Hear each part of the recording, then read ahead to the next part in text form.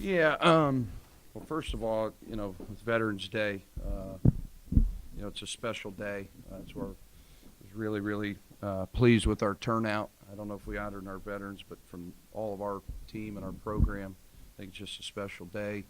So we appreciate all the veterans out there. I thought Heidelberg had a great game plan. Their coach did a tremendous job. And that game was really good for our guys, for our young guys. They have to battle back a little bit through a little bit of adversity. And then the style. I thought the style of play was really good for us. It made our young guards handle the ball, advance the ball. And at times we looked really good. And then at times, we look like we got a lot to work on, which I think we do. So I give, tip the hat to Heidelberg. I thought they came in and played great.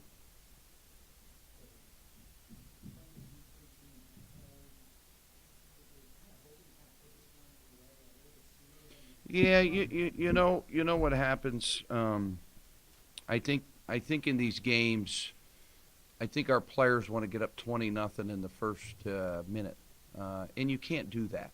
Especially with the young group.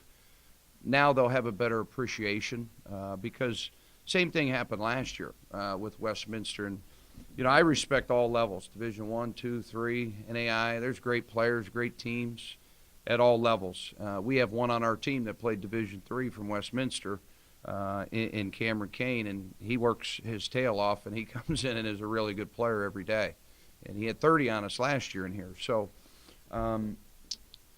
I thought it was good. I thought we got a lot out of the game. Obviously, we made a lot of mistakes.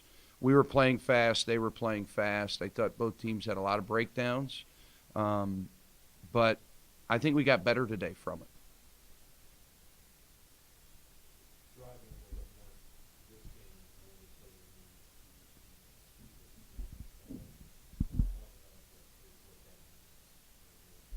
Yeah, we put a big emphasis on that, John. That's a great evaluation. When we won our first two scrimmages, we I think we made 60% of the shots we took when we got a paint touch.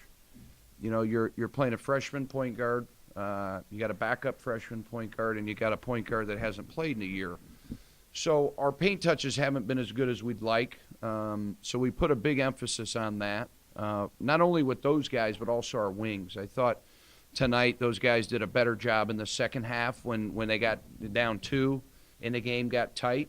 It was good to see that, and that's why I think we've seen everything. We've played an ACC team on the road. We've played a really good Akron team. Akron started 3 4-year players and a 5th-year player.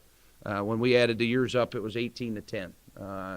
I know what I got myself into in Youngstown. I'm going to work our tail. We're going to work our tails off to get this thing right. We had a couple bad practices, I thought, a couple weeks ago, and that was kind of showed our youth. And I think hopefully after tonight you get a win. I thought the crowd was awesome. And hopefully you have a little confidence heading into this MTE in New York City. We're going to one of the best cities in the country. It's going to be a really neat deal. We're going to go a day early, so we're going to go see some things, explore New York City. But more importantly, we're going there to try to set up our non-conference schedule where we'd like it to be, because I think we all know how tough it is scheduling-wise in mid-major basketball. We've got to win some games in New York. We've got to set ourselves up, for a good non-conference record.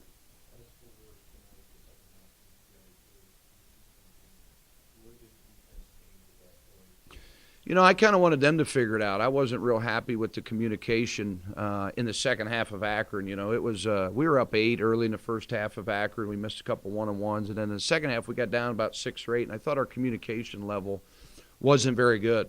So I wanted them to kind of figure it out a little bit and communicate with one another. But you look what happened tonight. I mean, 3 freshmen all played a lot of minutes. Ola, Darius, and Jelani. Those guys are all really good players. So they just need experience. They need reps, and they need game reps. So I thought tonight was really good. Garrett got himself back on track. And Devin's working through being out a year. So we got a lot of things going on. We're battling some sickness.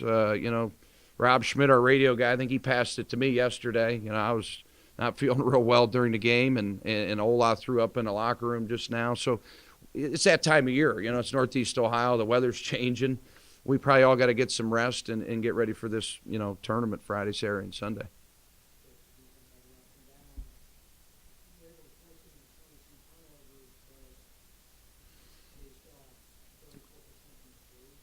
They shot 41 threes, too. I mean, you got to give Heidelberg some credit. I mean, they made a couple tough ones. I'm talking, one pass over a half court or even off the bounce. Those kids played their tails off. I mean, I think if they press like that, it'd be a hard team to play against. But no, I thought there was also some possessions that, when they're shooting threes, we got to contest better. That's one of the key things in our defense or any defense. You got to contest shots. You got to make it a little bit harder. And I thought we had our hands down. But you got to give Pruitt a lot of credit. Cleveland kid, Bedford kid. He came in here and had a lot of fans, just like Cam Kane. And once he got going, he got going. And we've talked about it. And, with good players and guys that are coming kind of like a homecoming game, they're determined to play well, and he did. And we've got to do a better job with that with the scout. But I think with time that'll get better.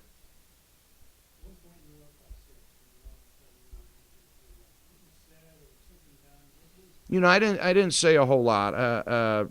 Believe it or not, Coach Slay said a lot for me at halftime. I kind of sat back and watched him take over with the guards. He works with those guards every day, and they responded, I thought. I just thought our activity was better. We put Ola up top of the press. That kid can be really good. I mean, he's 6'9". He can run. He can block shots. He didn't have his greatest game today, but he has played really well. I mean, our first two games, that kid's talented. I mean, he is 14 and 10 again tonight. So I thought by him going on the top of the press, it really helped us. And Jelani's got great length, too, as a freshman with those long arms.